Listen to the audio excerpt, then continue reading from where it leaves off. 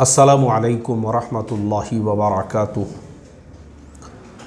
मोहतरम भाइयों, बुज़ुर्गों, दोस्तों, सायरा बानो जी मरहूम यूसुफ़ ख़ान साहब की अहलिया मोहतरमा, आज मैं आपको उनके ज़िंदगी के वो कुछ पहलू बताने वाला हूँ जो तमाम औरतों के लिए, चाहे मुसलमान औरतें हो या नॉन मुस्लिम औरतें हो, तमाम औरतों के लिए एक इबरत, एक नसीहत और एक आप लोगों के लिए एग्ज़ाम्पल कि बीवी कैसे होती है, मिसाली बीवी कैसे होती है। एक औरत जब अपने शोहर के हुकूक सही ढंग से अदा करती है, एक औरत अपने शोहर से जो वफ़ादारी करती है, तो वह औरत एक मिसाल कायम कर देती है। और मैं मेरे दूल्हा दुल्हन कोर्स के स्टूडेंट्स को ख़ास तौर पे ये सब्जेक्ट पढ़ाता हूँ कि याद रखो, शादी का जो रिश्ता है, मियाँ बीवी का रिश्ता, ये आपको कहाँ तक ले जाना है। क्योंकि मेरे पास में एग्जाम्पल्स ऐसे है कि बाज़ रिश्ते ऐसे हैं, कल निकाह हुआ, आज तलाक़ हो गई। बाज़ रिश्ते ऐसे हैं, एक हफ़्ता पहले निकाह हुआ, हफ्ते के बाद तलाक़ हो गई। महीना भर पहले निकाह हुआ, महीने भर के बाद तलाक़ हो गई। साल, 2 साल, 5 साल, 10 साल के बाद तलाक़ आम तौर पे आपको मिलेगा। अभी जैसे आमिर खान साहब की तलाक़ हुई, 15 साल पहले बीवी के साथ रहे, उसको तलाक़ दी, अभी दूसरी बीवी को भी 15 साल के बाद तलाक़ दे दी। तो क्या होता है, एक तो वो लोग होते हैं जिनके शादी का जो रिश्ता है वो सुबह से लेकर शाम तक चलता है, और बाज़ लोग वो होते हैं जिनके निकाह का रिश्ता वो चांद तक। ये एक मिसाल है, गांव में कहावत है इस तरीक़े से कि सुबह से शाम तक या फिर चांद तक, मतलब परमानेंटली, हमेशा का रिश्ता। और मैं हमारे स्टूडेंट्स को वही मिसाल देता हूँ। पहले तो मैं उनको मेरी ज़रा तबीयत नासाज है, तबीयत नासाज होने के बावजूद भी इससे पहले के जो 2 सबक है वो मैंने उसी हालत में आपको दिया हूँ मरहूम दिलीप कुमार साहब के ताल्लुक़ से। लेकिन अब चूँकि टॉपिक्स इतने मेरे पास में पेंडिंग पड़े हुए हैं, तो मैं अब मेरे तबीयत के अच्छा होने का इंतज़ार नहीं कर सकता, मुझे कंटिन्यूसली अपने पूरे सबक जो है वो पूरे करना है। तो बहरहाल मैं हमारे स्टूडेंट्स को यही पढ़ाता हूँ कि देखो, हमारे सामने सबसे पहले तो हमारे नबी करीम सल्लल्लाहु अलैहि वसल्लम की मिसाल और ज़िंदगी है। माँ खदीजतुल कुबरा रज़ी अल्लाह ताला अन्हा से जब आपका निकाह हुआ तो नबी करीम सल्लल्लाहु अलैहि वसल्लम की उम्र मुबारक 25 साल थी। और जब माँ खदीजतुल कुबरा रज़ी अल्लाह ताला अन्हा का इंतकाल हुआ, उस वक्त में नबी करीम सल्लल्लाहु अलैहि वसल्लम और उनके दरमियान का जो निकाह का रिश्ता वो पूरे 25 साल मुकम्मल कर चुका था। यानी अल्लाह के नबी की उम्र मुबारक उस वक्त 25 साल थी जब आपने उनसे निकाह किया, और 25 साल ये रिश्ता चला। यानी जब अल्लाह के नबी सल्लल्लाहु अलैहि वसल्लम की उम्र मुबारक 50 साल हुई, सन 10 नबवी में माँ खदीजतुल कुबरा रज़ी अल्लाह ताला अन्हा का इंतकाल हुआ, जिसको आमुल हुज़्न का नाम दिया गया। तो ये जो 25 साल का ड्यूरेशन है, इसमें हम देखेंगे उन दोनों के दरमियान के मोहब्बत को, उन दोनों के दरमियान के जोड़ को, उन दोनों के दरमियान के खुलूस को, और एक दूसरे के लिए जो डेडिकेशन है कि माँ खदीजतुल कुबरा रज़ी अल्लाह ताला अन्हा वो पहली औरत है जिन्होंने अल्लाह के नबी की ज़ुबान से नबूवत का ऐलान सुनते ही इस्लाम और ईमान को कबूल किया। पहली औरत। यानी आप सोच सकते हैं, जब आपको नबूवत मिली उस वक्त आपकी उम्र मुबारक 40 साल थी, तो उस एतबार से अभी निकाह के रिश्ते को 15 साल हो चुके थे। तो 15 साल में उन्होंने अपने शोहर के साथ जो 15 साल गुजारे थे, उसमें इतना प्यार बढ़ गया, इतनी मोहब्बत बढ़ गई, दोनों ने एक दूसरे को इतने अच्छे तरीके से समझ लिया था कि नबूवत का ऐलान होने के बाद सबसे पहले किसी ने अगर ईमान को कबूल किया तो वह माँ खदीजतुल कुबरा रज़ी अल्लाह ताला अन्हा थी। वो ईमान में दाखिल हो गई। उनके ईमान में दाखिल होने के बाद फिर आप 10 साल तक मक्का में मेहनत करते रहे, और ये जो 25 साल का अरसा है निकाह वाला आपका उनके साथ में, आपने दूसरा निकाह नहीं किया। दोनों के दरमियान इतनी मोहब्बत थी और उनका डेडिकेशन था आपके लिए।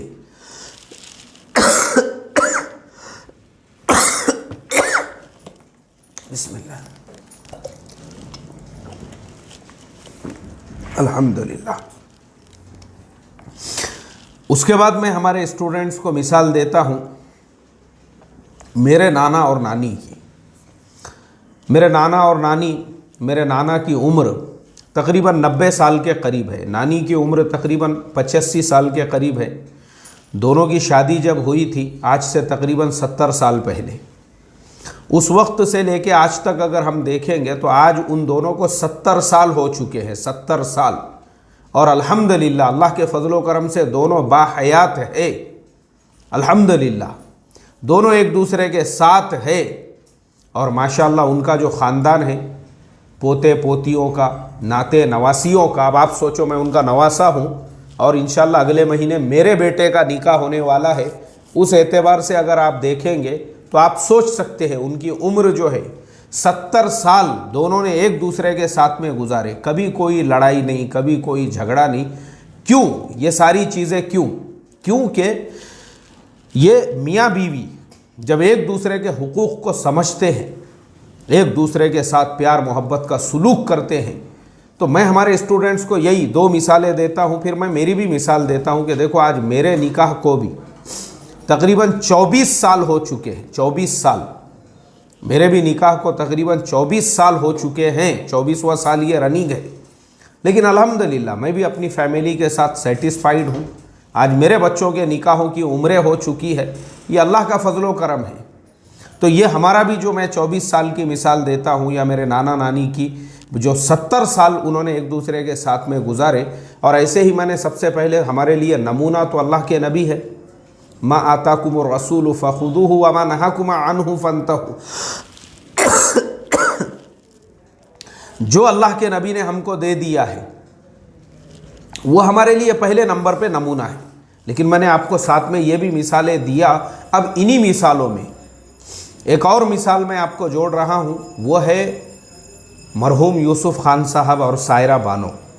इनकी मिसाल 55 साल, सायरा बानो जी जिस वक्त दोनों की शादी हुई थी, निकाह हुआ था, उस वक्त सायरा बानो की उम्र 22 साल थी और मरहूम यूसुफ खान साहब की उम्र उस वक्त में 44 ईयर्स यानी 44 साल थी। 44 और 22 यानी दोनों के एज के अंदर आधे का फ़र्क था। और मरहूम यूसुफ खान साहब ने पहले इनकार कर दिया था, उन्होंने कहा कि नहीं नहीं मैं इतनी छोटी लड़की से निकाह नहीं कर सकता। लेकिन सायरा बानो की जो वालिदा थी, उनका नाम नसीम बानो था, उनकी ये ज़िद थी और वो ये चाहती थी, क्योंकि उसका रीज़न था, उसका रीज़न ये था कि भले मरहूम यूसुफ खान साहब जो है फ़िल्म इंडस्ट्री से जुड़े हुए थे, लेकिन वो ख़ानदानी आदमी थे, ख़ानदानी ओरिजिनल पठान जिसे कहते हैं, पेशावर के रहने वाले थे। इसलिए वो ये चाहती थी कि भाई जो ऐसा इंसान है उसके साथ में मेरे बेटी की निस्बत जुड़े। और बहुत कोशिश की उन्होंने, बहुत से लोगों को दरमियान में डाला और बहुत कोशिश करने के बाद फिर आखिरकार मरहूम यूसुफ खान साहब इस निकाह के लिए तैयार हुए। और जब उनका निकाह हो गया तो निकाह होने के बाद से लेकर आज तक सायरा बानो जी जैसे ही उनका निकाह हुआ उन्होंने फिल्मों को अलविदा कह दिया, कहा कि बस अब मेरा सफ़र यहीं तक। उसके बाद में उन्होंने मरहूम यूसुफ खान साहब के खिदमत को अपने ज़िंदगी का मकसद बना लिया, हर तरह से खिदमत। यानी हमारे ज़माने में देखो, मैं आपको मिसाल देता हूँ, मैंने ऐसे भी निकाह टूटते हुए देखा हूँ जिसके अंदर कभी कभी औरतों का भी ईगो या घमंड या कभी बाज़ औक़ात ये चीज़ आती थी। एक साहब है मेरी पहचानत के, और इत्तेफाक से मैं वहाँ पे एक मरतबा नमाज के लिए चला गया तो उन्होंने बोले चलो मौलाना चाय पिएंगे। मैं बोला यार अभी वक्त तो है नहीं। अरे नहीं नहीं चलो, बोले घर पे चलेंगे चाय पिएंगे। मैं बोला ठीक है, बेचारा ये चाय पीने के लिए ले जा रहा। अब बहुत दिनों के बाद मुलाकात हुई थी, हम उनके घर पे गए। आलीशान एरिया में वो रहते हैं, बेहतरीन आलीशान जो है उनका मकान है, वहाँ पे फ्लैट है। जिस एरिया में करोड़ों की कीमत है घरों की, वैसे जगह पे उनका मकान। हम बैठे तो बैठने के बाद वो किचन में गए, उन्होंने पानी लेकर आए, फिर वो चाय बनाने लगे, बातचीत भी करने लगे। बोले आ जाओ इधर किचन में ही बैठेंगे। मैं बोला भाभी बच्चे वगैरह आपके कहाँ पर है? नहीं, बोले वो भाभी चले गए मुझे छोड़ के। मैं बोला क्यों छोड़ कर गए? बोले उनका एजुकेशन लेवल बहुत हायर था, हाईटेक था, और उन्होंने बड़े नामवर कॉलेजेस के अंदर तालीम हासिल की हुई थी। शादी हो गई, माशाल्लाह हम लोग खुशहाल ज़िंदगी गुजार रहे थे। और मैंने उनको कई मर्तबा समझाया कि देखो तुम्हारा एजुकेशन लेवल भले ही बहुत ज़्यादा हायर हो, लेकिन तुमको घर में किसी चीज़ की कोई कमी नहीं है। अब बोले थोड़े दिनों पहले वो एक मॉल के अंदर कुछ सामान ख़रीदने के लिए गई। वहाँ पे उनकी एक सहेली से मुलाकात हो गई। सहेली ने इनसे पूछा तुम क्या कर रही हो?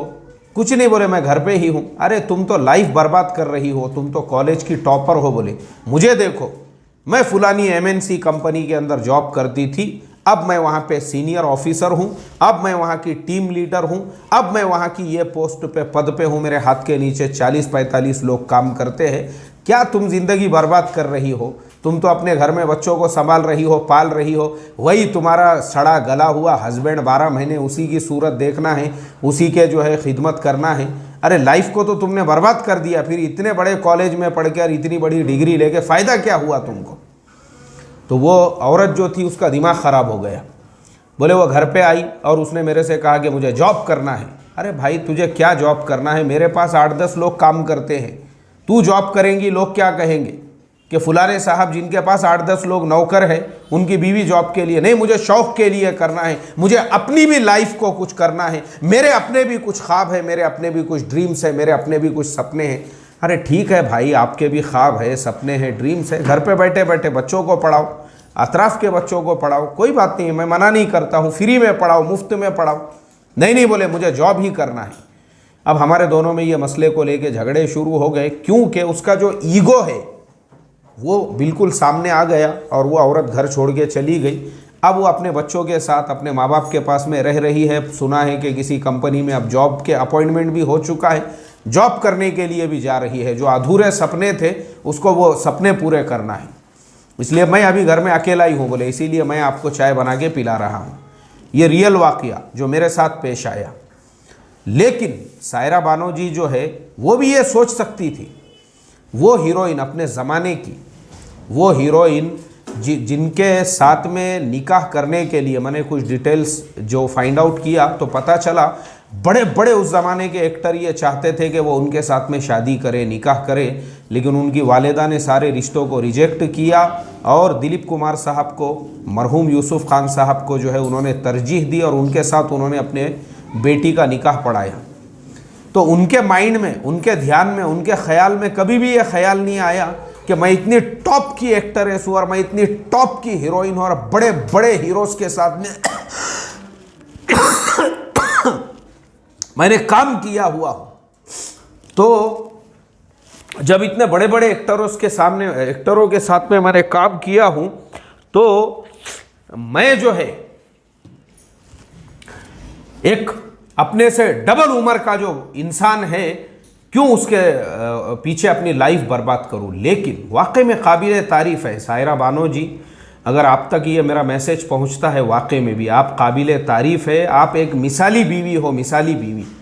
मैं समझता हूं आपके ज़िंदगी पर तो एक किताब लिखी जानी चाहिए, बल्कि सिलेबस के अंदर ये मजमून होना चाहिए आपके बारे में कि एक मिसाली बीवी जो खुद टॉप की एक्ट्रेस हुआ करती थी, सिर्फ और सिर्फ अपने हस्बैंड, अपने शोहर की खिदमत के लिए उस औरत ने अपने जितने भी यानी अपनी पूरी लाइफ का जो एक बाब था उसको उन्होंने बंद कर दिया और बस शोहर की खिदमत को। और आपके लिए मैं बशारत दे रहा हूँ, यह हदीस मैंने रात में ही पढ़ा। अल्लाह के नबी सल्लल्लाहु अलैहि वसल्लम ने फरमाया, जिस औरत ने सिर्फ 4 बातों का एहतमाम किया, जन्नत के 8 दरवाजे उसके लिए खुल जाएंगे और अल्लाह कहेगा जिस दरवाजे से चाहे उस दरवाजे से जन्नत में दाखिल हो जा।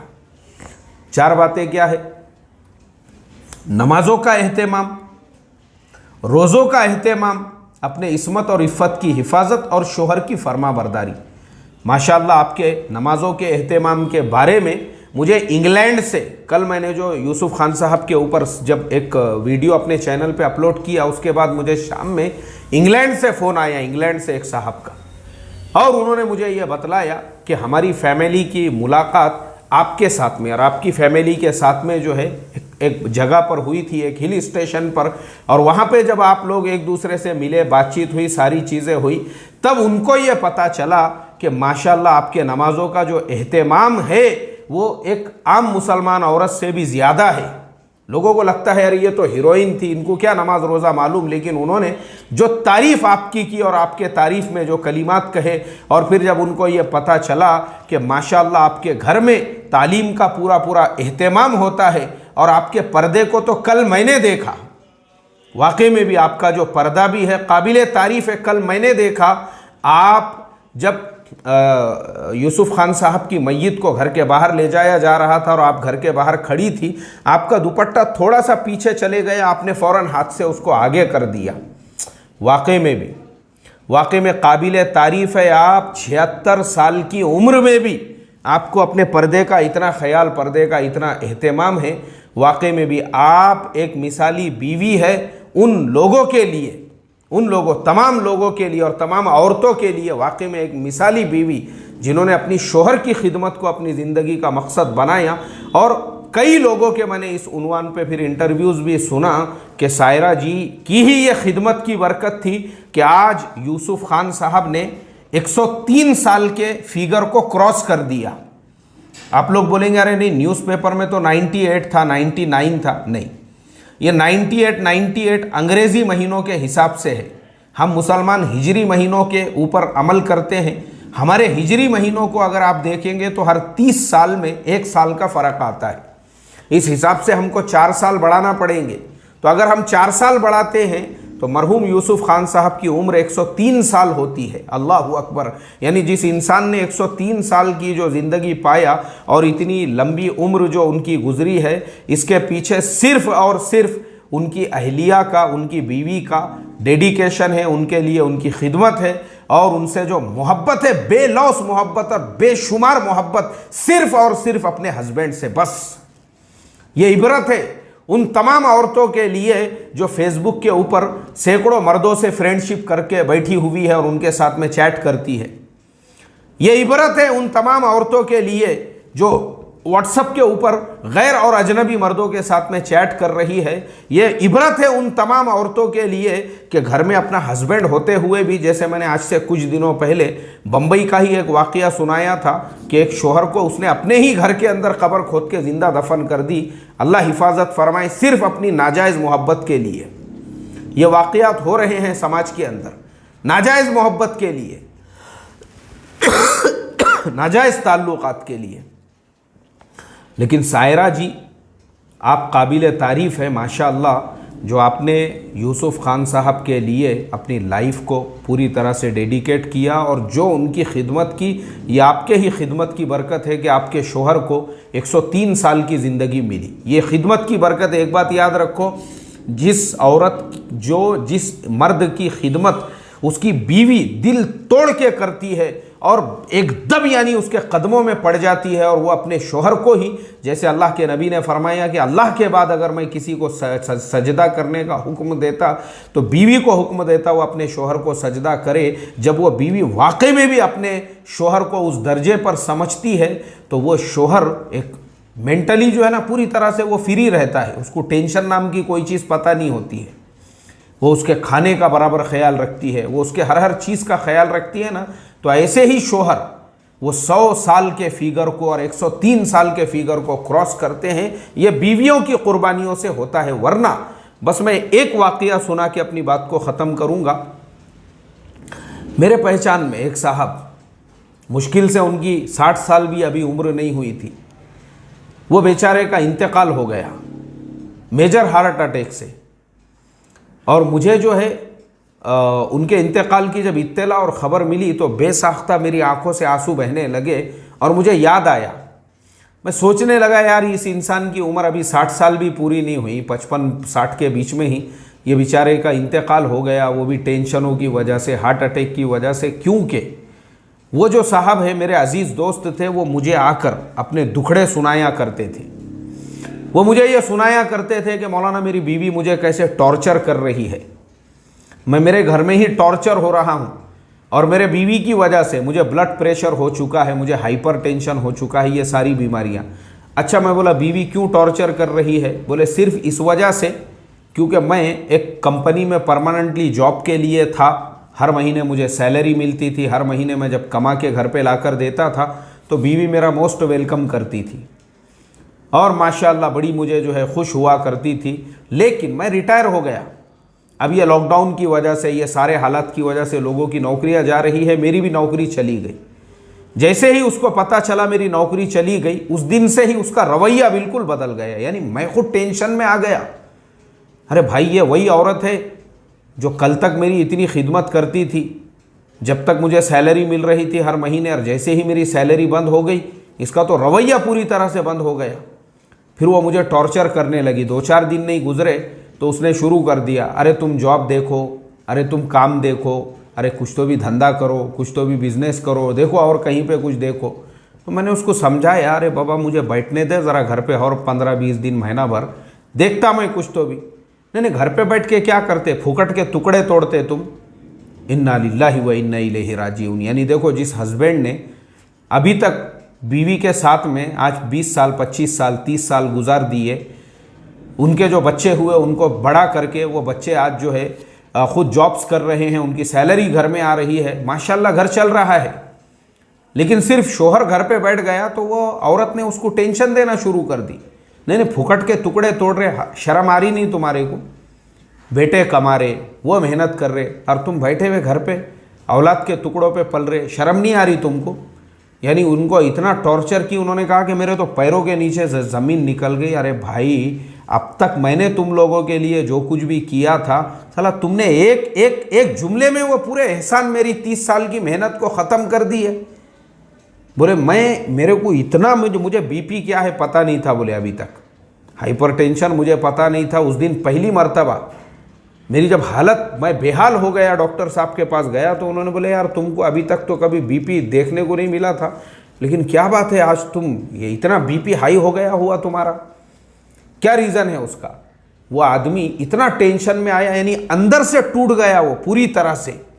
जिस बीवी को सुकून पहुंचाने के लिए, राहत पहुंचाने के लिए, आराम पहुंचाने के लिए 30 साल मैंने मेहनत किया, आलीशान घर में जिसको पहुंचाया, जिसके लिए मैंने नौकरानियों का इंतज़ाम किया, जिसकी एक एक ज़रूरत का मैंने ख्याल किया, जिसको सिंगल डोर फ्रिज चाहिए था मैंने डबल डोर फ्रिज दिला के दिया, जिसको 32 इंची टीवी चाहिए थी वहाँ मैंने 90 इंच का टीवी लगा दिया, जिसको जो बेड के ऊपर जो मैट्रिस होता है उससे उसको बदन को तकलीफ़ हो रही थी तो मैंने 20,000 रुपये का जो कंपनी का ओरिजिनल, जो जिससे स्पाइन रीढ़ की हड्डी को तकलीफ नहीं होना चाहिए, उसकी एक एक चीज़ का मैंने ख्याल रखा और उसी की तरफ से मुझे ये सिला मिल रहा है। एक जुमले में उसने मेरे सारे ज़िंदगी के एहसानात को ख़त्म करके ये कह दिया कि अरे तुमको शर्म नहीं आ रही क्या घर पे फुकट के टुकड़े तोड़ते हुए? वो बात उस इंसान ने ऐसी दिल पे ले लिया, बेचारा पेशेंट बन गया, वो मरीज़ बन गया और कुछ दिनों के बाद उनका इंतकाल हो गया। इन्ना लिल्लाहि व इन्ना इलैहि राजिऊन। तो ये मैंने आपको इसलिए सुनाया हूँ, बीवियाँ 2 तरह की होती हैं। एक तो सायरा बानो जी की तरह से मिसाली बीवी, वाकई में भी मिसाली बीवी, एक एग्जाम्पल है, एक इंस्पिरेशन है अदर औरतों के लिए। और दूसरी तरफ वो भी औरत है, शोहर को इतना टॉर्चर किया कि बेचारे का इंतकाल हो गया, और दूसरी तरफ शोहर की ऐसी खिदमत की, उसके ज़िंदगी के 100 साल पूरे करा दिए। वाकई में सायरा जी, मेरा मैसेज अगर आप तक पहुंचता है, मेरी दुआएं हैं आपके लिए। अल्लाह ताला अब आपके जान में, माल में, इज़्ज़त में, आबरू में, उम्र में, हर चीज़ में बरकत अता फरमाए। और जो खिदमत आपने यूसुफ़ खान साहब की थी, अल्लाह आपको दुनिया आखिरत दोनों जहान में उसका बदल अता फ़रमाएँ। और आपकी खिदमत से, आपके पर्दे से और आपके घर में जो तालीम होती है कि इतनी ग्लैमर्स की दुनिया को छोड़कर आपने जो सादगी वाली ज़िंदगी इख्तियार की, और माशाअल्लाह जिस तरीक़े से दीन का एहतमाम आप कर रही हो, वाकई में इससे हमारे ख़ास तौर पे आजकल की जो लड़कियां हैं, जिनको ऐसा लगता है कि बस ग्लैमर्स में ही सब कुछ है, उनको अल्लाह इबरत और नसीहत हासिल करने की तौफ़ीक़ अता फ़रमाएँ। और आपको खूब खूब जज़ाए खैर अता फ़रमाएँ, आपको सब्र जमील की तौफ़ीक़ अता फ़रमाएँ। इंशाल्लाह आपका ये सब जो मेहनत है ये रायगा नहीं जाएंगी दुनिया में, तो अल्लाह ताला आपको इसका अजर देगा ही देगा। मरने के बाद आपके लिए 8 जन्नत के दरवाज़ों की बशारत मेरे नबी सल्लल्लाहु अलैहि वसल्लम फरमा कर चले गए, जिधर से चाह उधर से जन्नत के दरवाज़े में दाखिल हो जाइए। बशारत वैसी ही औरत के लिए है जिससे उसका शोहर खुश होकर दुनिया से जाए। बस अल्लाह से हम यही दुआ करते हैं। अस्सलामु अलैकुम व रहमतुल्लाहि व बरकातुहू।